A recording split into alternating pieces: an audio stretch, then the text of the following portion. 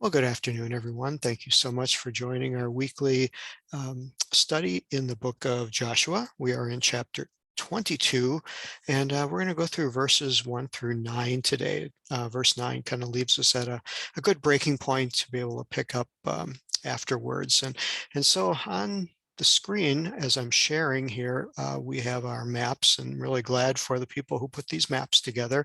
And today's topic is basically going to be looking at what I call these guys. These are the ones that are to the right side of this river Jordan. I don't know if you can see my cursor going through, but you'll see like the Lake of Galilee, Sea of Galilee. This is the Jordan River that runs through, ends up into the Dead Sea here, and it pretty much divides Israel in half. And when the promised land was given to the Israelites, the River Jordan was somewhat of the boundary, but we learned that there were three tribes: the tribe of Manasseh, which was a half of a tribe. You'll see half of it in purple and half of it in yellow. It was a large tribe, and so they split, and some of them took the east side of Jordan, and some took the west side of Jordan. And it had to have been because the land was very fertile, looked very attractive to them. And so Manasseh, Gad, and Reuben all stayed um, on the east side of Jordan, and everybody else went over to the west side. I don't know that was ever God's true intention. I do believe, if I read the verses right, that he intended for everybody to be on the west side of Jordan, but he permitted them to do what they wanted to do. The only promise they had to make is that they would go and help fight and clear out all of the um, pagan nations on the west side and help all their brothers out. And then when they were done, then they could move back over to the east side and live happily ever after, as the story should have gone. So that's with the map here, you kind of see what had happened. And so this whole portion here of verses 1 through 9 are dealing with these three tribes: the half tribe of Manasseh, the tribe of Gad, and the tribe of Reuben. And let's see how this goes. So Joshua called the Reubenites, the Gadites, and the half tribe of Manasseh and said, okay, you've done everything you should according to what Moses, the servant of the Lord, commanded you. Then you also obeyed my voice. Verse 3 said you didn't bail out and leave your brothers on the west side of Jordan, and you've been heroic and have fought and done everything you were supposed to. And now we're getting to the end. And so he says, now verse 4, God's given us rest. Now you can go back. And of course, it says here they were living in tents, which means they hadn't really migrated into any cities, any permanent dwellings. They were still somewhat nomadic and living in tents, but now you can return and go to this possession on the other side of Jordan. And so obviously they had left all their families back there. And so all their stuff and all their families they haven't seen for, long periods of time while they were here fighting in the western side of Jordan. And now they get to go back home. So this is a really happy moment. This is some really, the war is over and they're going back home again. But here's some watch outs that they were told to take care of. Verse 5 says, be very diligent to heed the commandment and the law. What's interesting here, because I have such a love for the Hebrew and just love to look at the words here, everywhere where you see law translated in the Old Testament, the word is really Torah.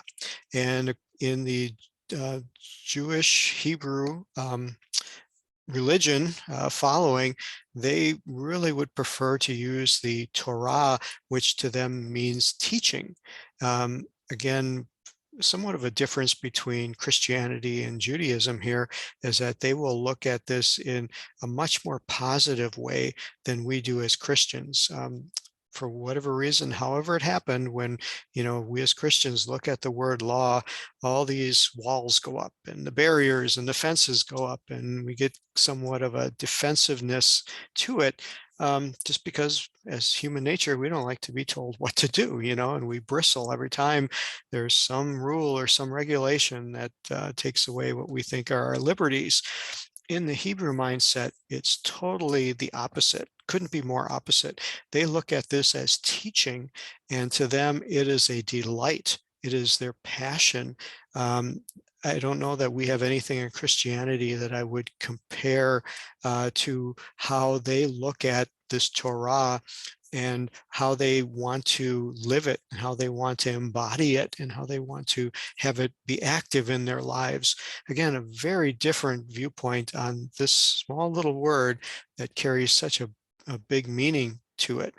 And so I just wanted to point that out here, that Moses, the servant of the Lord. Again, this is another beautiful word in Hebrew. It's aved, which is sometimes could be taken as slavery, but more of an indentured servant mindset, not the slavery that we in the United States are accustomed to in our horrible history of slavery in the Civil War. So that not even similar, but it's more of an indentured servant, more of one that you align yourself with, who's going to take care of you, provide for you, teach you, and eventually bring you to a place where you can survive and take care of yourself and be on your own. That's what this word aved, of servant, means here. And he says, the Lord charged you to love the Lord your God, to walk in his ways. That goes along very much with what is called the Vahavta in Judaism, to love the Lord your God with all your heart, soul, mind, and strength. And the Jewish people recite this every day after the Shema, and to walk in his ways, to keep his commandments. And then it uses another neat word here, is to cleave. We see that word in our modern understanding, and we kind of think of marriage vows. We think of cleaving, used to be used in marriage vows, those of us who are old enough and remember those traditional marriage vows. But the word here in Hebrew is the word for derekah, which means it's where their modern term for glue comes from. If you go to Israel and you look for Elmer's glue, you'll see the Hebrew letters will be the same ones as the word for this word cleave. So kind of a cool connection there of, that we are to be glued to him, super bonded, super glued to God, is that understanding, and to serve him with all your heart and with all your soul. Again, dividing the understanding of what is your heart and what is your soul. Obviously the heart is a physical organ that pumps blood, but it's also the source of your passion. It's the source of where your devotion is. It's the source of where your love is. And your soul is your spiritual side that has a connection to God, seeking spiritual inspiration and spiritual direction. So again, just a beautiful, beautiful verse here that talks about this relationship.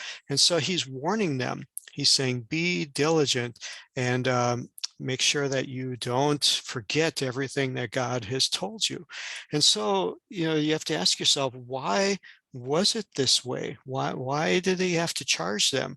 Well, let's go back to our map here. Notice we'll find later on when we get to verse 9, it'll say that this directive, all of these charges were given to them while they were at Shiloh.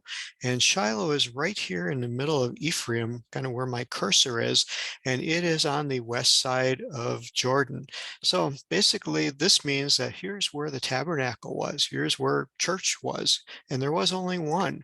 And so he's admonishing them because, okay, look at Manasseh, look at Gad, look at Reuben, you are way far away. You're on the other side of the river.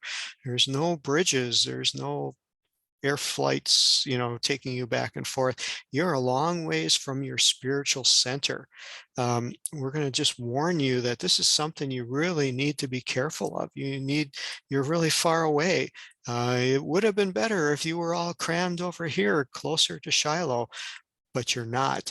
And so I'm warning you, I'm saying be diligent to not forget about God, not forget about serving him when you're over in this area.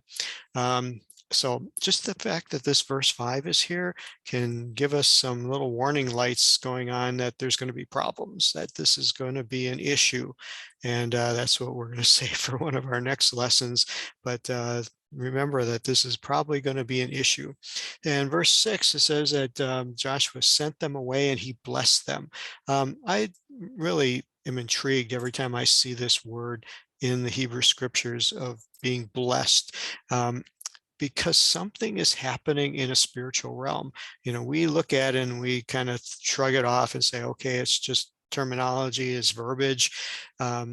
Maybe he prayed a prayer, maybe he, obviously said some words that would have some meaning, but no one really honestly will say, hey, something phenomenally happened here. There was a great spiritual move that took place. There was something in the spirit world that just shook and started in motion and caused something to happen. We don't think of it that way, mainly because we've been pretty much conditioned to think that this isn't real, that nothing happens. We're not um, taught that a spiritual realm has has any reality to it. We're too intellectual now. We're too modern.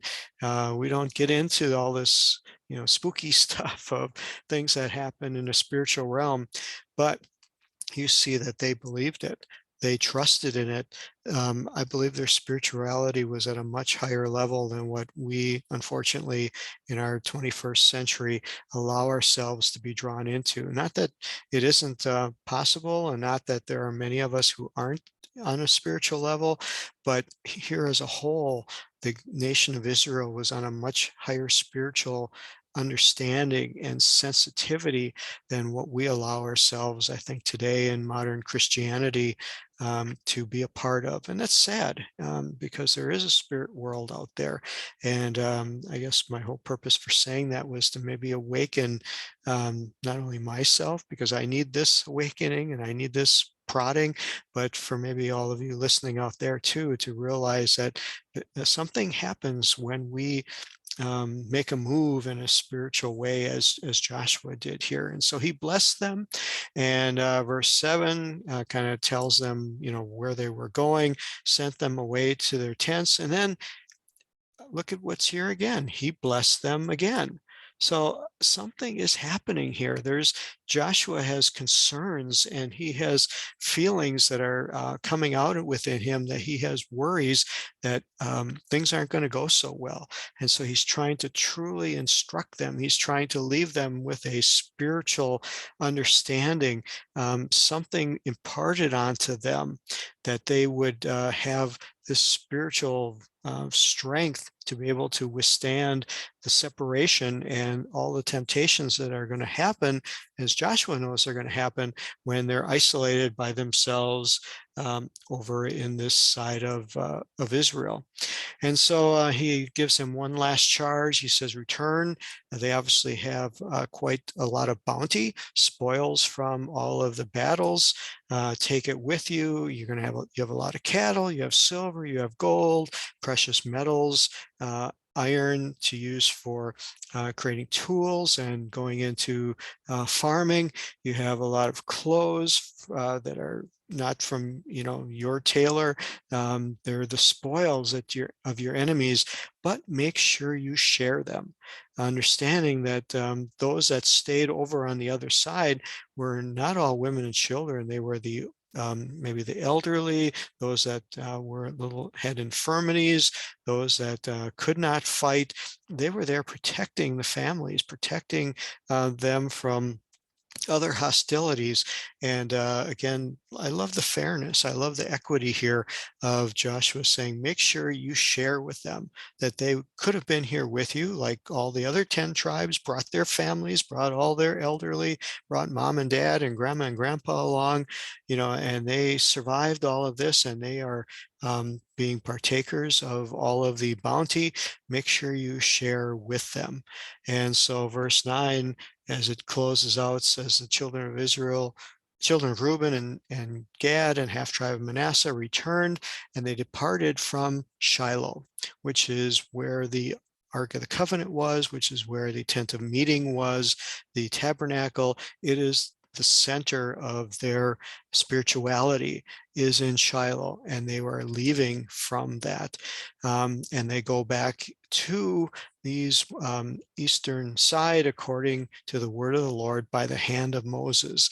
Again, we see that this was probably another indication that God didn't really plan for them to be there, but they were there because Moses had a hand in it, and Moses gave in to their request instead of saying, no, you got to come with us, and God allowed it to take place.